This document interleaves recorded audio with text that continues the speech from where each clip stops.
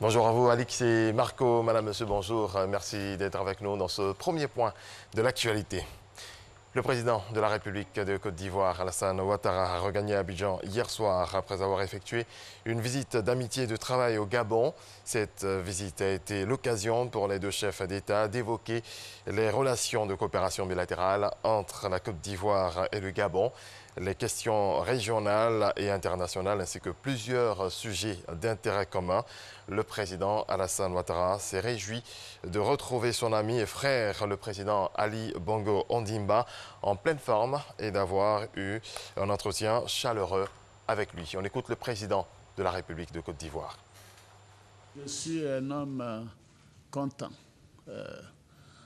Vous connaissez les liens entre la Côte d'Ivoire et le Gabon, les liens personnels que j'ai avec le président Ali Bongo, et voir qu'il a bien récupéré, qu'il est en forme, est un bonheur.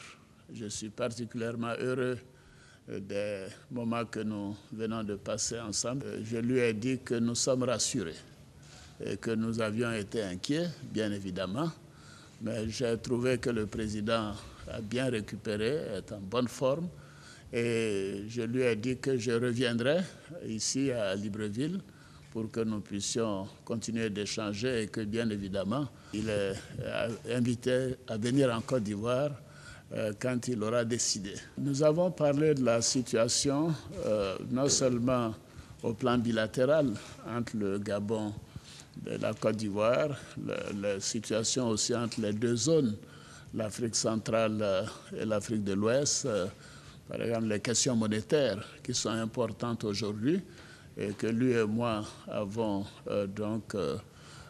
souvent évoquées. Nous avons parlé de la paix sur le continent, nos inquiétudes quant à l'évolution en Libye, en Algérie, au Soudan.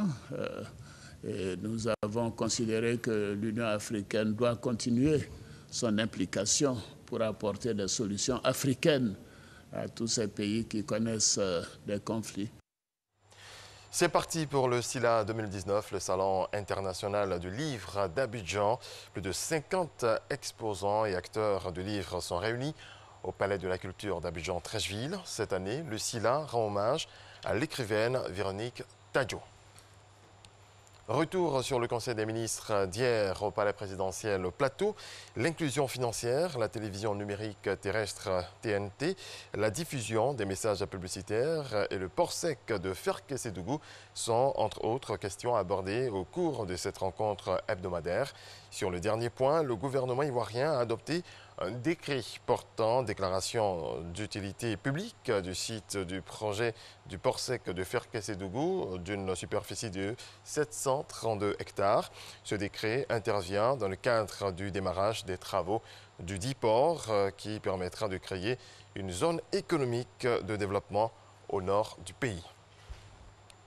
L'Institution panafricaine des professionnels comptables a organisé récemment un séminaire de renforcement de capacité de ses membres.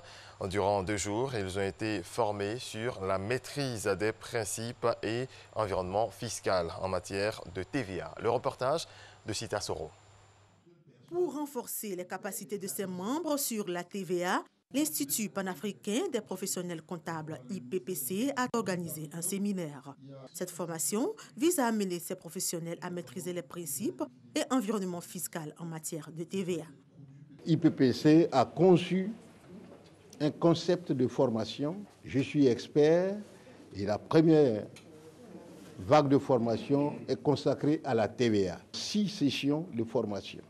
Tous les participants qui auront fini les 6 sessions seront considérés comme experts en TVA. Vu le fait que la TVA apporte des recettes budgétaires non négligeables et qui frappent l'activité économique sous toutes ses formes et toutes les entreprises, sauf celles qui sont exonérées, les professionnels de ce secteur d'activité, que sont les comptables, les experts comptables, les fiscalistes et les juristes, doivent connaître les principes qui sont applicables à cette imposition. Ils ont appris notamment les règles de la TVA relatives aux opérations de livraison de biens et de prestation de services, les principaux mécanismes et les règles spécifiques en matière de déduction et de facturation de la TVA.